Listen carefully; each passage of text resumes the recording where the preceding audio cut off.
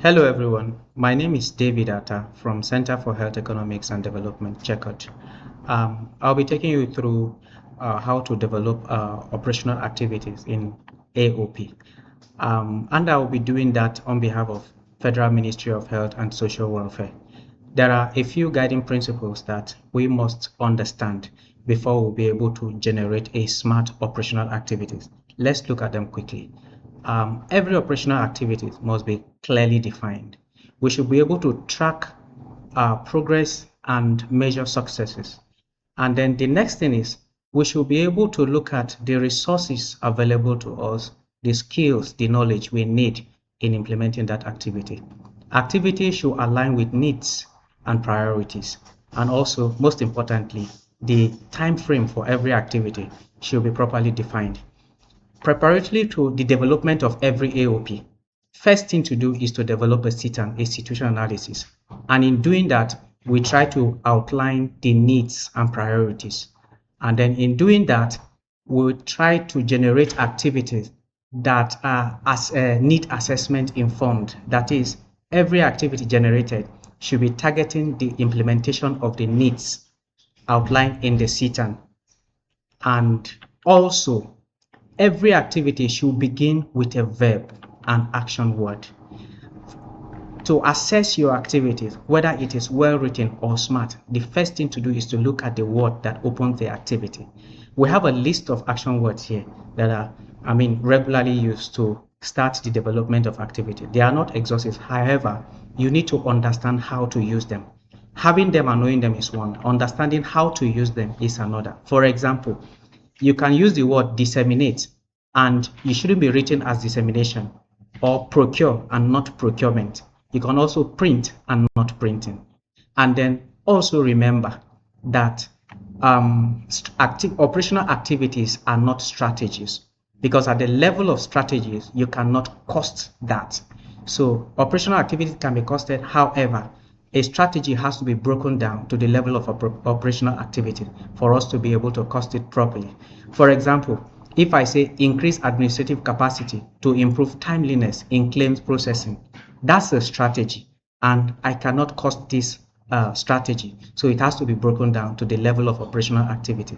And finally, and most importantly, the more details you provide in the generation of your activities, the better for it. For example, every activity should have its frequency clearly defined. That is, the number of times it will be implemented in a given period of time, purpose of the activities, the aim of the activity, the beneficiaries, those who will benefit from that activity, number of participants, and number of days for activities that has to do with workshops, and then we have number of pages for printing of documents, and whether the activity is residential and or non-residential. Okay, to get to this point, you would have applied for access, and then approval granted, and then login details provided. So with your login details, you log into the tool, and then you get to the landing page here. There are three tabs here before me. We have the budget preparation module, the quarterly review tool, and then the annual operational plan AOP. Because I want to develop operational activity, I will click on the annual operational plan tab. But before we get to this point, you have to understand that prioritization would have been done before now. That is, after CTAN development and needs are prioritized, then you now select your intervention. So for me, I'm going to click on this tab to take me into the tool, the planning matrix, where I will generate my activities. But for the purpose of this training or discussion, I have prioritized intervention 2.5.6.6 to enable me generate my activity. So the moment a code is mentioned in AOP or HSSB, it tells you exactly your pillar, your objective, your priority initiative, and your intervention. So for my activity code, my code 2.5.6.6, it tells me that I have prioritized an intervention under pillar 2. So, but before I click on pillar 2, I would like to say here that there are two ways you can navigate through this pane. It's either you click on this HSSB pillar 1 to 4 and enabler 1 to 3, or you just click on this HSSB pillar 1 to 4 and enabler 1 to 3. The three dots here, when you hover your cursor over it, it shows items that are hidden behind. So I don't need all of that. So I'm going to click on HSSB pillar 2 because the intervention I prioritize is under that pillar. So I click on HSSB pillar 2 to open up my interventions to enable me generate my activity. So that is the way we're going to go, because the other module here, you don't have a problem navigating through this other module, because you are going to generate your activity first before you go into other steps like costing and then performance monitoring plan. So here are the interventions under pillar 2, and then I have, because I prioritize intervention 2.5.6.6, I'll have to scroll down until I find the intervention. So here is intervention 2.5.6.6. Before you go into developing activity, you have to read and understand the intervention itself, because the essence of the whole thing is to generate an activity that will respond to or deliver the intervention. So our intervention is very clear: to strengthen accountability mechanism and community engagement to accelerate community participation and improve service delivery. So to generate activity to respond to this intervention, I will click on this tab named Operational Plan Activity. The plus sign of it, I will click on it, and then a form will be displayed. Now, the beginning and the end of my activities will be done here. So let me quickly say this before I begin to generate activity. Every section of this form has to be filled. If any section is omitted or left out, you will not be able to submit this form.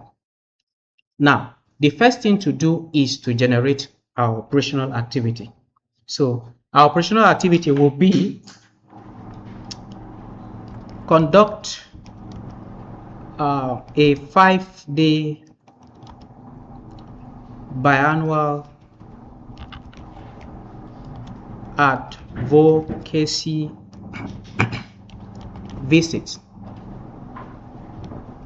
to 5 selected media houses with 5 staff and 9 state team for partnership and engagement on spreading positive messages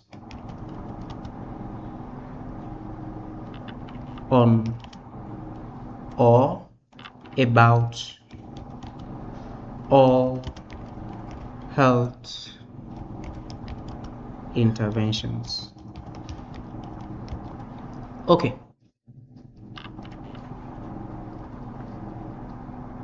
Activity completed, and then the next thing is to move to the next step, which is cost items. So cost items here are the list of items you need to properly cost or plan the developed activity. So for advocacy visit, it's simple. We just need advocacy kits and then car hire to convey participant, and we will need to provide them with lunch. I think that will be all the cost items we need to properly cost and deliver this intervention. All right, so let me quickly explain what at no cost means. So over time, we have come to realize that it is not all the activities planned in AOP that require funding to be costed or to be implemented rather. So some activities will be implemented at no cost. So if your activity is to be implemented at no cost, please select this bar here and you move on to the next level. Now, the next items or relevant section to be completed on this form is the level of implementation. And level of implementation here is where will be the activity be consumed or utilized. So there are levels from which we are supposed to select them, because this activity will be implemented at the state level. So we select state and FCT level. And then status of implementation. It is either an activity is a new project or it is an ongoing activity. So this will be an ongoing activity. And the responsible entity here will be State Ministry of Health, media, the media of State Ministry of Health. And then every activity planned in AOP falls under one of these four activity categories. They include program management and administration, human resource for health, infrastructure and equipment, and direct intervention cost. For this activity about advocacy, I'll have to select program management and administration. That is the major activity category where it falls. Then for each of the activity category, they have their activity subcategory. So when I click on the activity subcategories, I can narrow down my selection to a particular item. So when I look at the sub-activity category here, I can see monitoring and evaluation, IEC, personnel, overhead, policy, technical assistance, and all of this. I don't think I can map my activity into any of these subcategories. So what I would do is I will drill down to the last item here that says other program management and administration, NEC. NEC means not elsewhere classified. What this means is that I have looked at the list displayed here from top to bottom. I cannot map my activity to any of these subcategories. So I will select other program management and administration, not elsewhere classified. Because the activity says it will be implemented biannually, I will select 2 quarters. Biannually means it will be implemented twice in a year. So I'm selecting 2 quarters. And then lastly, on this, I'll have to define the AOP implementation milestones. What is AOP implementation milestones? Just the way we track indicators at intervention level, output indicator at intervention level, we have intermediate outcome indicator at priority initiative level and outcome indicator at the objective level. We also have implementation milestones. These are dedicated to activities. So you are to define for every activities the activity output when implemented. So for this advocacy, we are going to say advocacy visit to 5 media houses conducted. Advocacy visits. Advocacy visits to 5 media houses conducted. So I have come to the end of the filling of this form, which will determine whether I have properly completed the development of my activity or not. So I'll quickly scroll up and look at all the relevant sections. Like I said before I started, if any section is missing, you will not be able to submit this form. So I have checked every relevant section and I see that they are all properly completed. So I am going to submit my form. So I will click on submit to submit my form and get it registered. Now, it has taken me back to the intervention at the top. So I'll have to scroll down to my intervention, which is intervention 2.5.6.6. You can see the activity we just generated displayed here, and these are the cost items. And with these cost items, you will be able to properly cost this activity. So I hope this video session will provide all the insights you need to be able to develop your operational activity. Thank you very much.